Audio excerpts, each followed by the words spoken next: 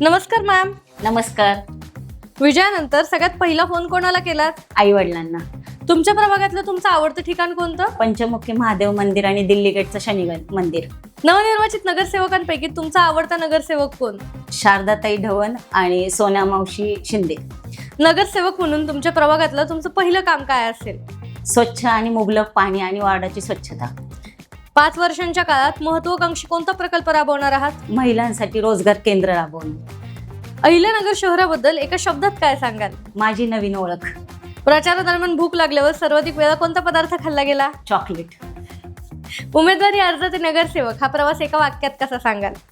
केल्याने होत आहे रे, आधी केलेच पाहिजे. धन्यवाद मॅम. धन्यवाद.